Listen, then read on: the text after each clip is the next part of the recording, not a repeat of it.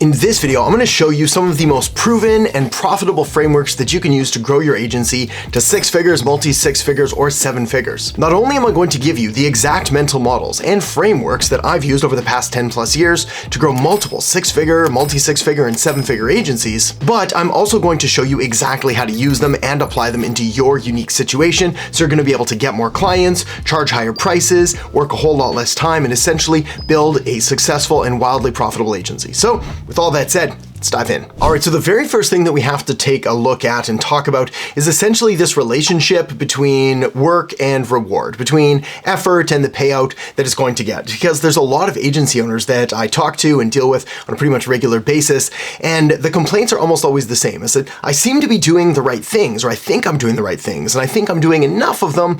Why aren't I getting results? Why am I not at 10K a month, 20K a month? Why do I only have 1 or 2 clients when really we know that you want 5 or 10 or 20 or 50 clients so that you're able to build out that agency how you want? And essentially, I want to direct your eyes down here, looking at this revenue versus effort scale. And there's really a couple different points that we want to take a look at here. The first of which is this section right here, this very first part that we're going to call minimum effective dose. You see, for anything that you do, there's going to be a minimum level of effort, a minimum level of input that you're going to have to put in order to get things to sort of tip over. If you think of something on a scale, and you've got to keep adding weight to one side of the scale to get it to finally tip, what ends up happening is people put on like maybe a pound or another pound or whatever it is, but the scale never tips. In this case, they're never putting in enough effort in order to actually get that reward. Now, this doesn't mean that you're not working hard. It doesn't mean that you're not putting in the time.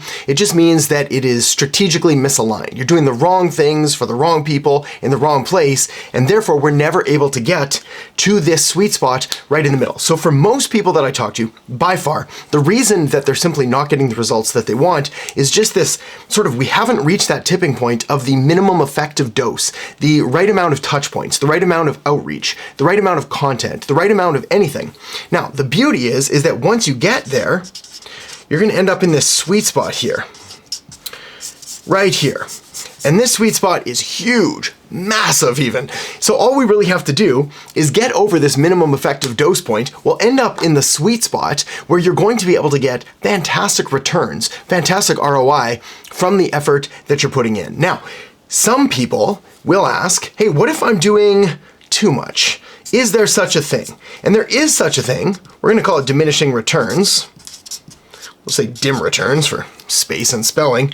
But diminishing returns can happen on the far side of this graph here. But the reality is, we're pretty much never going to hit this. Like, we're talking diminishing returns when we're spending millions a month. We're doing tens of thousands, hundreds of thousands of outreach. We've talked to every single potential lead in our market, and we've talked to them repetitively. And we've done this for years and years. We've created content, and it's on all of the platforms. We've done all of the interviews. We've created all the podcasts. Basically, nobody ever hits this. Even the biggest billion-dollar brands out there, they still struggle sometimes to hit enough content to actually saturate the marketplace. So for most people, 99% of people, if your agency isn't where you want it to be yet, it's typically because you're here, you're down in this minimum effective dose.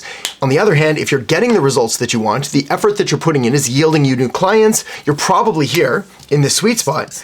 And I would push you to do even more, because if it's working now, odds are pretty good that if you just put a little more gas on the fire, you're going to get better results and get them a lot faster. All right, the next thing that we've got to talk about is the division of the market and the right kind of offers to make to the right people in order to make sure that you are in that sweet spot and you're actually getting results, because you're going to be appealing to the right kind of people. Now, in order to best illustrate this, I'm going to draw a bit of a pyramid here. We're going to divide our list, your list of potential buyers, of potential clients, into 3 different categories. First of all, we have the top 3% of people. Not necessarily from income-wise, but in regards to willingness and desire and ability to buy from your agency, to hire you as an agency for their business. Now, this top 3% of people are the people that are ready to buy now. We're going to talk about exactly what we need to say and how we're going to go after them and the right kind of offers to put in front of them in just a minute. But for now, it's important to understand that these people exist, and we're going to focus here, but more on that later. Next, down our pyramid, we have the 10% of people who are going to buy soon. Now, depending on what industry or niche or market that you're in, this number can range, but typically what we're looking here is 3% ready to buy now. So immediately, today, cash in hand, credit card, ready, they want you. Buy soon, we're looking at like the next 30 days. So we'll put that in there, next 30 days for the buy soons. And then we've got the remaining 87% of the market who could and would be willing to buy from you. We're going to buy later. And this number can really range. Typically what we're looking at here is obviously plus 30 days, but it can often be anywhere from 30 days, sometimes up to 18 months. So this could be a really long time. It's the hugest part of the market. There's a lot of people here. But the mistake is, and the reason that a lot of people are struggling to get results right now, is that they're focusing on them by using the wrong strategies, by going after the masses that are going to potentially have the need for you, rather than the people that want what you've got and want it right now, which is going to enable your business, your agency to become profitable. So what do we do to go after the top 3%? Well, what we need to do here is we need to make direct offers, which means we need to say, do you have a problem? I have a solution. Are you interested in hearing more? Do you have this problem? I have this offer. Are you interested in buying it? Essentially anything that kind of cuts through the noise and goes right to the direct offer that we want to make. Hey, you're a potential client. I have an agency. Would you like to hire me? Obviously, this is very assertive, very in your face, which is why we typically do this for 3% of the people. But those who have a pain, business owners that have a problem, that need a solution, they don't want to go through a 6-month-long funnel. They don't want to take a 90-day course. They want a solution to the problem that they have, and they want it now. So what we do is we pair direct offers with outreach, which is by far the best and the fastest way to get in front of people on a consistent, predictable, and incredibly scalable way. Essentially, once we do outreach and once we find a system that works for you, it scales linearly, meaning the more that we do, the more results we get, opposed to advertising and things like that, which will have a diminishing return curve. More on that later. For now, understand, ready to buy now, we need direct offers and we need outreach. Now, what do we do about the buy soon people? Well, similar here, going to make direct offers, because they're aware of this problem. We're going to do outreach as well, but we're also going to add one more element to the puzzle, which is plus follow-up.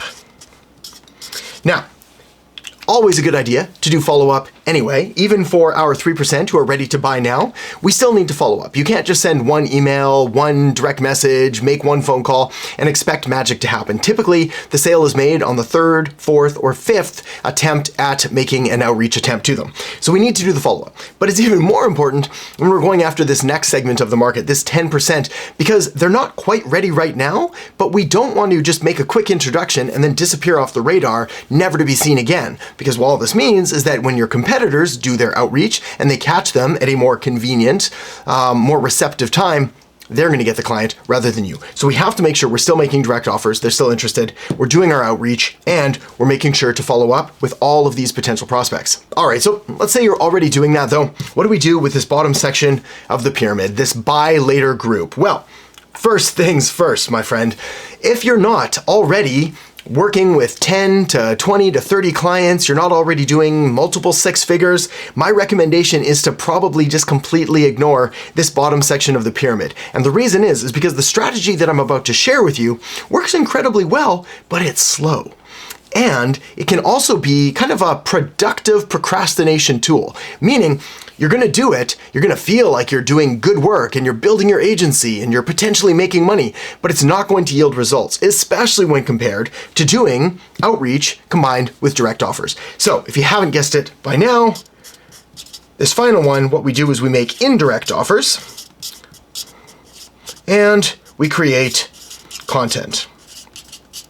Now, at risk of kind of beating this one up anymore, I love content marketing. I think it's important. I think it's valuable. But one of the biggest mistakes that I made early on in my agency career was focusing on brand building and content marketing and giving away as much free value as I could, opposed to doing what I probably should have been doing, which was making direct offers and doing outreach.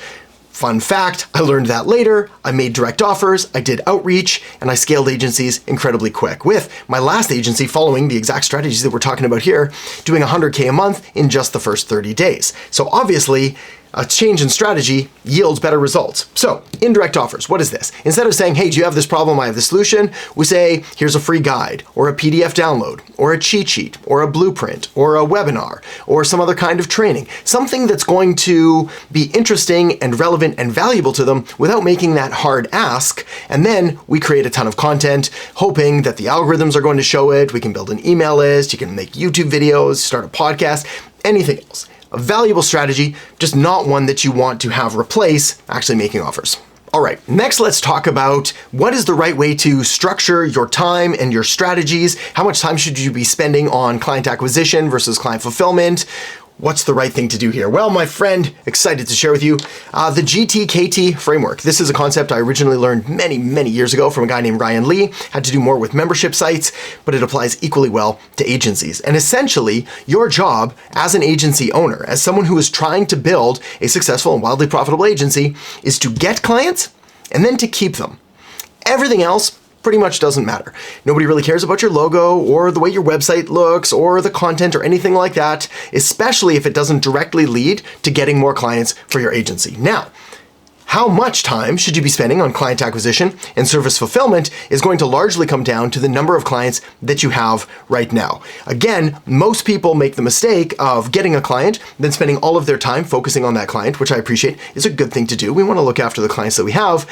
But this can also come at the cost of going out there and getting more clients. And if you're relatively new and you have 1 or 2 clients and you lose them both, you don't really have an agency. You just have a really expensive hobby, and it makes you kind of question why you're doing all this in the first place. All right, so the first thing is if you're at anywhere from 0 to 3 clients, you should be effectively spending 90% of your time on client acquisition, 10% on service fulfillment.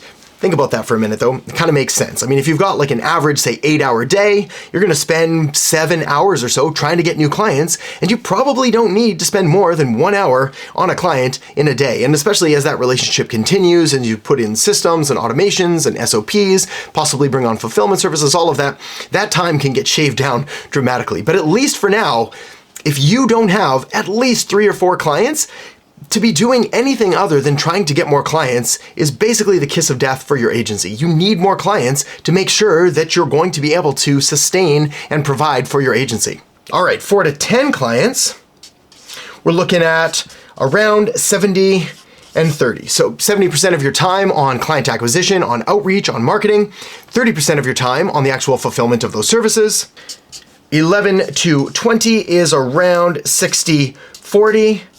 These are relatively flexible numbers designed more to give you kind of a guidepost, a bumper area to operate in. The big thing that I want you to take away though is that I'm hoping that this client acquisition side is significantly higher than you're currently working on now. Most agencies that just don't have the clients that they want, it's because they're just not doing enough client acquisition. If you remember back to our graph here, just a couple minutes ago, most people are stuck down here at this minimum effective dose, having yet to hit this tipping point where they're actually going to start generating clients. So my hope here is to convince you of the importance of client acquisition, of doing outreach, of doing the things that actually add to your agency.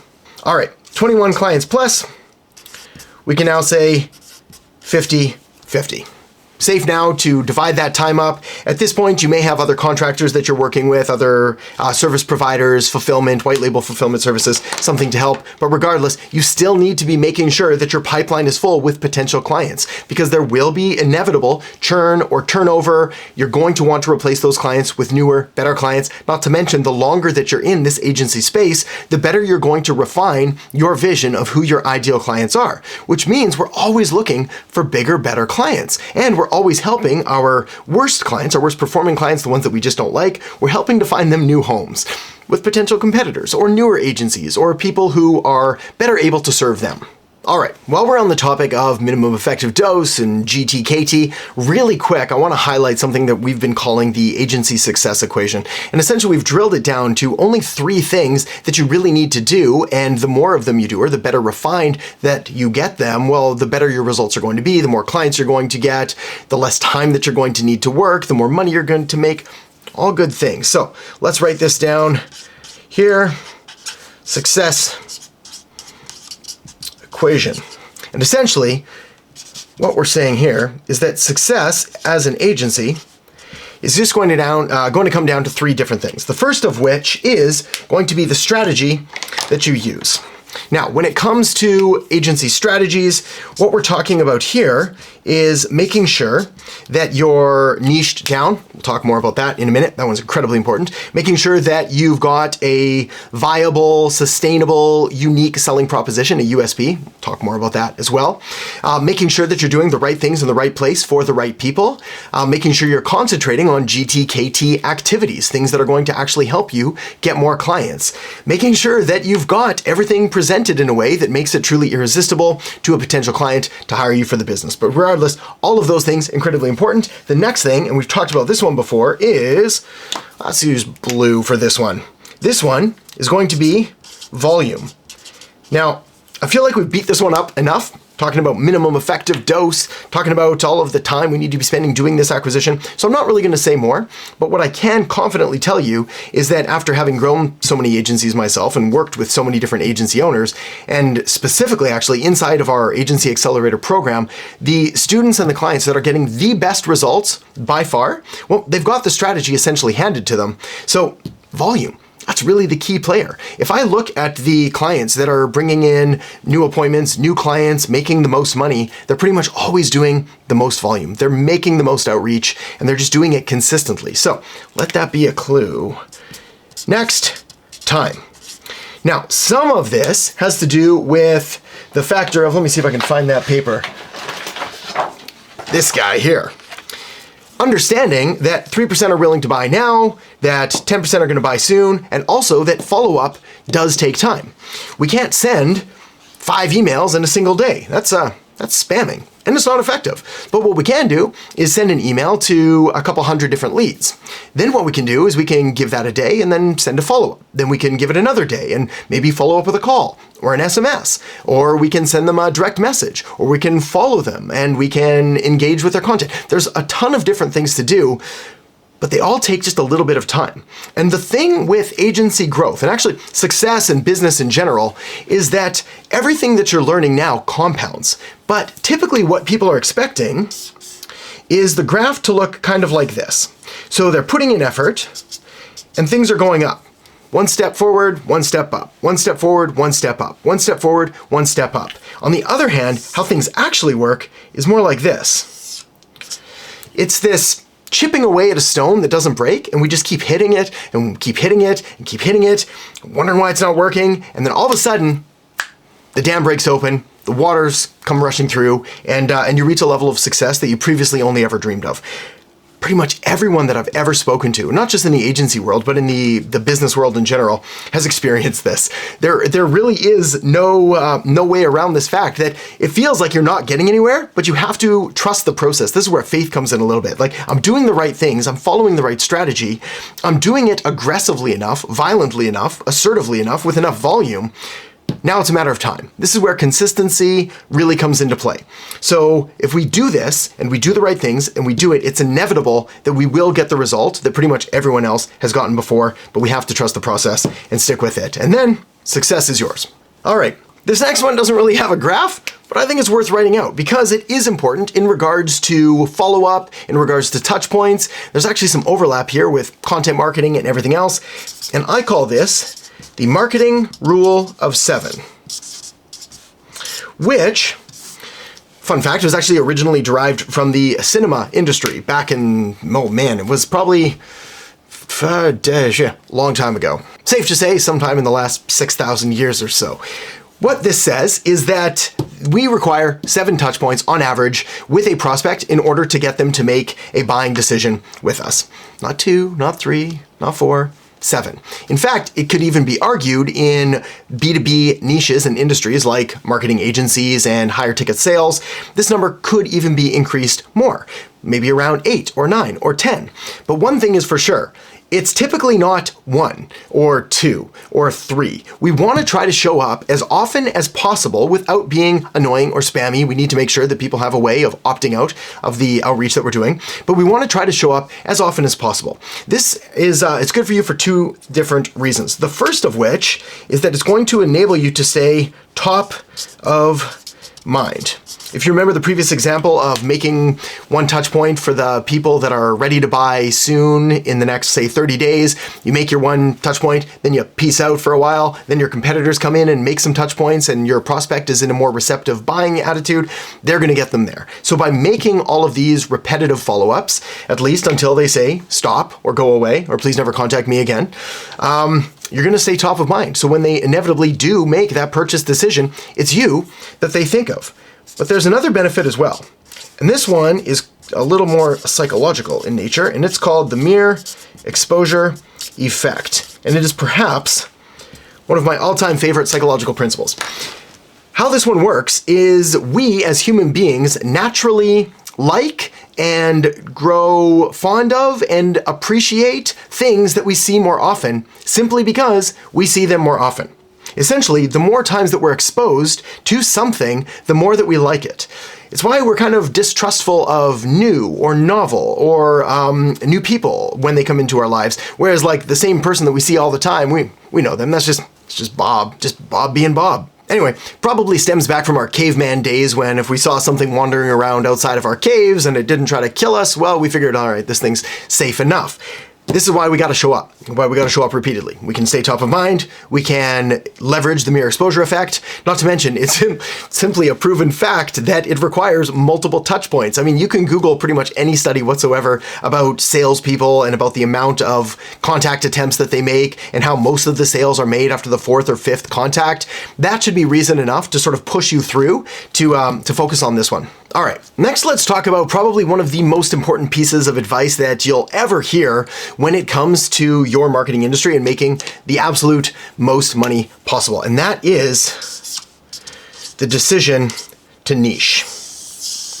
Now, for some strange reason, there's still advice being touted out there that says that you don't need to niche down. You can do all of the things for all of the people. You can be in all of the places. You can talk about whatever you want. You can sell whatever you want. I mean, there's enough people out there, right? Like, you'll cut through the noise. They'll find you, except they won't. Man, one of the biggest mistakes that I made in my agency life was not niching down soon enough.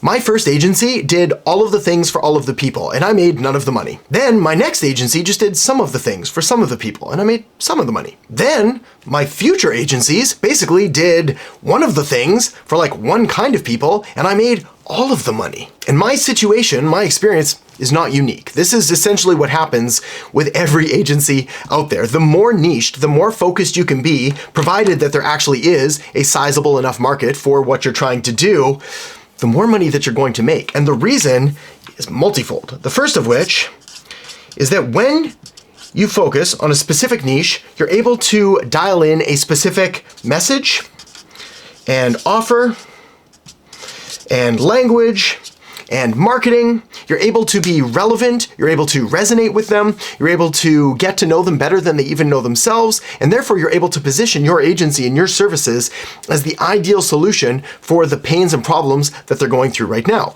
More on that in just a second too. Another benefit of niching down is that you're able to simply copy and paste all of your wins and all of your successes.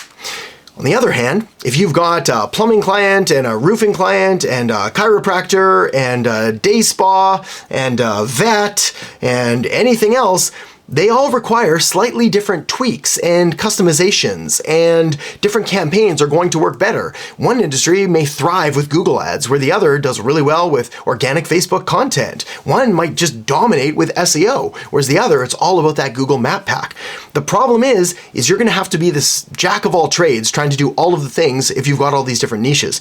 On the other hand, if you focus on, I don't know, say, personal injury lawyers or whatever it is. Like, we're going to figure out pretty quickly that for personal injury lawyers and that niche, we're going to do really well with Google Ads to a landing page with an SMS follow-up that encourages immediate action and gets someone to book an appointment. Once you have that funnel done, you copy, you paste, you copy, you paste. You change a few things around, you make sure that it's unique and relevant to the clients that you're serving, but you don't need to reinvent the wheel every single time, which means your agency becomes way more scalable, way more profitable, and you cut your working time by at least half, if not way more than that. In fact, that's probably the biggest reason to do all of this is less time, less work, and less time. Because it's scalable, because it's replicable, because you can copy and paste and be more specific, and all of those above. So if you've not niched down yet, now is the time to do so. The answer for how many niches you're allowed to have is 1, my friend, 1. Not 2, not 3, 4 is right out of the question. Try to pick 1. As far as which niches are successful and profitable, I've got all kinds of different videos on this channel as well as others that are going to walk you through a proven and profitable list of different 7-figure niches. But for now, the odds are pretty good. If you know that this exists, if you've heard other people talking about it before, it's a proven and profitable 7-figure niche. From plumbers to roofers to general contractors, bathroom remodelers, from different kinds of renovations to landscapers to day spas to lawyers, chiropractors, dentists, they're all fair game. All right, next I'm going to introduce you to a very quick, very simple concept, but I hope that it's going to help to clarify and crystallize a few things in your mind when it comes to making offers and getting in front of your ideal clients. We're going to call this bridge positioning. Now, how bridge positioning works is, again, kind of another argument for really having just one single niche, because you are going to want to go deep into that niche, into that ICA, that ideal client avatar, and figuring out their demographic details, like what's their age, their gender, their income, their occupation, their geographic details, like what city, state, province, country they live in, as well as their psychographic details, which are arguably the most important of them all. What are their attitudes, their values, their lifestyles, their beliefs, their interests, any affiliations or organizations they're a part of. All of these things are going to come into play when you're creating an ICA, an ideal client avatar. And then we want to take it a step further, and we want to determine and uncover 2 different things that I call miseries and miracles. And while there are underlying themes and principles and fundamentals that exist kind of universally across every niche, the desire for more sales and more clients and more leads and more money and working less and having a better work-life balance and all of those, there's also incredibly specific ones for each niche that you're going to work in. And again, another argument for niching down. So the miseries. What are your niche's specific fears, pains, problems, frustrations, nightmares, all the bad stuff that they're trying to get away from? All of the negative things that wake them up in the middle of the night, that they're too embarrassed to talk about, that they're concerned about, that they want to get away from and get solved. And then, what are their miracles? Their wants, their goals, their dreams, their desires, all of the things that they're trying to move towards, all the good stuff. What are these things? Now, like I said before, some of these are relatively simple. They're going to be universal across like getting more leads and more sales and so on and so forth. On the other hand, you're also going to find those specific ones, and that is where the magic lies. Because when you figure out what those are, we're going to use them in just a second when I share with you something called the magic pill. But for now, what we've got to do is we've got to figure out how we're going to, first of all, identify and label and categorize and dive deep into the miseries. And then we're going to position your agency as the bridge between them. So your clients, your potential clients and prospects, they're here right now in miseries, their present state. They have this desire to get to this miracle outcome, but they don't really know how to do it yet, and that's where your agency comes in. If they want more leads, we show them how to get it, we show them the benefit of that. If they want to work less time or streamline things or automate processes or bring in AI, we show them how that's going to benefit them, and we show them in relation to their ideal outcomes and to their dreams and goals and desires. Not yours, not other niches, but theirs. And the best way to do this, of course, is by actually speaking with them, doing a little bit of due diligence and research. You can look at your competitors and see the kind of words that they're using. But regardless, your agency acts as this bridge to move them from one side to another. And if you take a look at your agency's messaging, at your offer, and you find that you're not doing a good job, this is probably one of the best places to start, is taking a look at like, all right, well, who's my ideal prospect? What's all the stuff that's going wrong in their life right now? Where do they want to get to? And how am I communicating my agency's value in a way that's going to move them away from all the bad stuff towards all the good stuff? But of course, we can take this deeper, one step deeper, maybe two. So let's do that now with something called the magic pill. All right, so there was something that I heard many, many years ago when I was first learning about copywriting, which is that you always want to sell the painkiller, not the vitamin. What this means is that you want to sell something that's going to alleviate an immediate painful problem that someone has right now, opposed to a vitamin, which is important and valuable, but it's going to help with like the future version of someone, which means that they can put it off until tomorrow. And as you and I both know, what we're going to put off tomorrow probably means it's never going to happen. So we really do have to focus on that pain that they have. We also call this a bleeding neck. Like, what is something that clearly needs attention that they're willing to pay top dollar for and they're willing to pay now in order to get it solved? And that's really what this magic pill thing is all about. Essentially, figuring out how we're going to combine all of the elements of your agency and of your offer into a way that eliminates miseries and leads to miracles. Now, of course, it'd be ideal if this was painless and cheap and fast acting and guaranteed and all of the other elements that go into making an irresistible offer.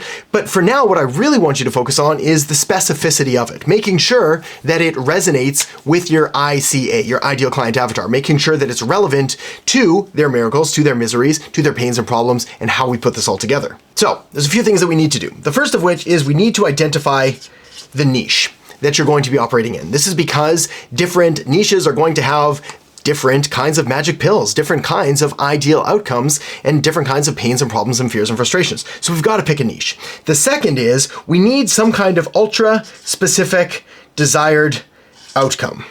Let's write that out. Ultra specific desired outcome. For example, if you were doing work for someone in the medical field, like a dentist or a chiropractor, it could be get 30 new patient leads every single month. On the other hand, if it was more general, you could say secure 10 new sales opportunities in the next 7 days. Or if you happen to be doing marketing for coaches or consultants, you could say sign up 10 new clients for absolutely free in the next week. Bit of a side note there, but that's actually totally doable. We typically use a customer re-engagement campaign where we'll look through their previous database. We will then send an SMS or an email to that client database with a new offer, and then we can re-enlist and re-engage previous clients and basically get our clients new sales for completely free. Okay. So we got niche, we have ultra specific desired outcome. Again, this is going to be ultra specific to the niche that you have. After this, we have the actual magic pill name. This is typically like your signature system. If you don't already have a signature system, highly recommend going out and creating one. A lot more simple than it sounds. Essentially, no matter what you do, you have a process for doing it. So if you do SEO for roofers, you probably have a way of doing keyword research and of optimizing their homepage and of building citations and building backlinks. Maybe you have guest posting, or you recommend certain secretive high domain authority sites like chambers of commerce or local business groups. Whatever it is, your system is your signature system, whatever process you use. So you might as well brand it, give it a name, wrap something up in it so that it makes it uniquely yours. You don't need to, again, completely reinvent something or come up with something wild and wacky. You just need to show that you actually have a system and that it is unique to you and to your agency. All right, next parts are obviously miseries and then miracles. And all of these make up the components of a really solid magic pill irresistible offer. Something that will 100% get refined and evolved and adapted over time as you work with more and more clients. But at the very least, if you don't have one of these now, you need to focus on getting it. So let me walk you through another sheet here where we're gonna put all of this into practice. All right, so here's what this looks like when we put it into an actual magic pill offer statement.